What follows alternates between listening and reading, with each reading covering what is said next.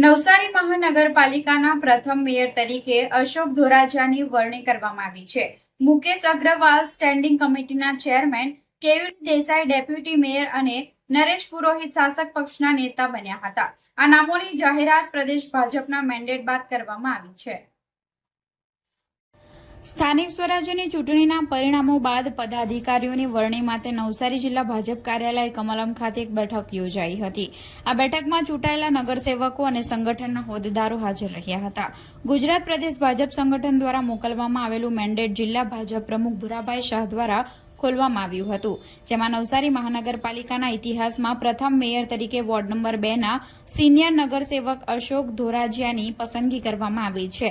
તેઓ છેલ્લા 42 વર્ષથી ભાજપ સંગઠનના વિવિધ હોદ્દાઓ પર કાર્યકર તરીકે સેવા આપી રહ્યા છે। પ્રદેશ સંગઠનના મેન્ડેટ અનુસાર અન્ય મુખ્ય પદાધિકારીઓમાં ડેપ્યુટી મેયર તરીકે કેયુરી દેસાઈ, સ્ટેન્ડિંગ કમિટી ચેરમેન તરીકે મુકેશ અગ્રવાલ, શાસક પક્ષના નેતા તરીકે નરેશ પુરોહિત અને દંડક તરીકે રાકેશ પટેલના નામની જાહેરાત કરાઈ હતી। જે બાદ નવસારી ટાઉન હોલ ખાતે નવસારી મહાનગરપાલિકાની પ્રથમ સામાન્ય સભામાં મેયર અને ડેપ્યુટી મેયરની ચૂંટણી યોજાઈ હતી, જેમાં મેયર પદ માટે અશોકભાઈ ધોરાજીયા અને ડેપ્યુટી મેયર પદ માટે ઉમેદવારી નોંધાવી હતી, જેમાં અન્ય કોઈ ઉમેદવારી ન આવતા તેમને બિનહરીફ વરણી કરવામાં આવી હતી। આ સાથે સ્ટેન્ડિંગ કમિટીના ચેરમેન તરીકે મુકેશ અગ્રવાલ, શાસક પક્ષના માટે નરેશ પુરોહિત અને દંડક તરીકે રાકેશ પટેલની નિમણૂક કરવામાં આવી હતી।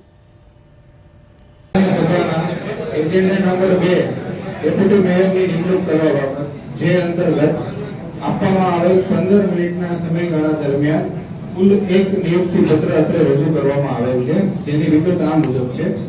વોર્ડ નંબર 1 માંથી કેયુવી જયદીપભાઈ દેસાઈ, સામાન્ય સ્ત્રી,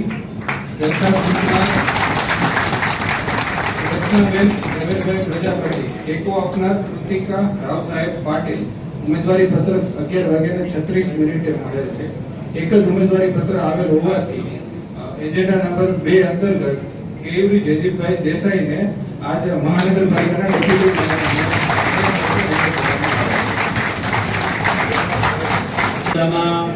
નામ પછી પ્રમુખ સ્થાનેથી હું આજની સભામાં પક્ષના નેતા તરીકે નરેશ કુમાર ખેંગાજી પુરોહિત અને દંડક તરીકે રાકેશભાઈ ગોપાલભાઈ પટેલ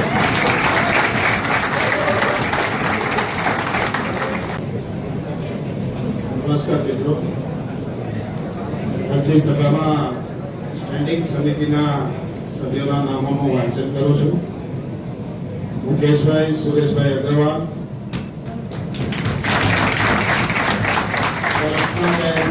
નરેશભાઈ કહાર, ધર્મેશભાઈ ભીમભાઈ પટેલ, સુનિલભાઈ મારુતિભાઈ લાંજેવાલ,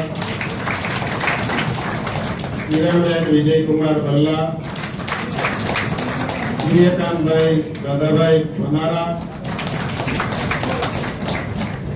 રોશભાઈ દિલીપકુમાર વાઘવાણી, નીતુબેન રવિભાઈ શાહ,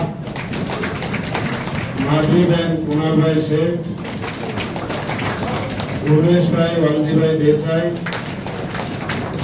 દીપકકુમાર લોધિયાભાઈ પટેલ અને રીકાબેન પરેશભાઈ પટેલ એ આપણી સ્ટેન્ડિંગ સમિતિના 12 સભ્યો। ટ્રાન્સપોર્ટ સમિતિ છે, એના 8 સભ્યોના નામ વાંચું છું। ભાવિનભાઈ સુમંતરાય નાયક, સુનિલભાઈ રઘુનાથ પાટીલ, આશિષભાઈ આશિકભાઈ રાખોલિયા, મીનાક્ષીબેન તુષારભાઈ નાયક, દિલીપસિંહ મલખાનસિંહ ભદોરિયા, મેવાભાઈ જેહાભાઈ ચૌધરી, પ્રિયંકાબેન મુકેશભાઈ પટેલ અને રોશનીબેન સંજયભાઈ મિસ્ત્રી। ભારતીય જનતા પાર્ટી દ્વારા જે અમારું આજે બોર્ડ બન્યું છે, અમારા લોકો ચૂંટાઈને આવ્યા છે। વર્ષોથી શહેરીજનોની માંગ હતી નવસારીને મહાનગર બનાવવાની, ભારતીય જનતા પાર્ટીની સરકારે નવસારીની મહાનગર તરીકે જાહેરાત કરી અને જાહેરાત થયા પછી 1.5 વર્ષ બાદ ઇલેક્શન થયું અને ઇલેક્શનમાં અમે બધા ચૂંટાઈને આવ્યા અને પક્ષ દ્વારા આજે મને મેયર તરીકે અને કેવીબેનને ડેપ્યુટી મેયર તરીકે મેન્ડેટ આપ્યો છે. ત્યારે આવનારા દિવસોમાં આ શહેરની પ્રજાની જે કોઈ અપેક્ષા હશે એના સજેશનો લઈ અમારા ભારતીય જનતા પાર્ટીના 52માંથી 50 સભ્યો ચૂંટાયા છે અને સાથે સામે પક્ષના 2 સભ્યો ચૂંટાયા છે.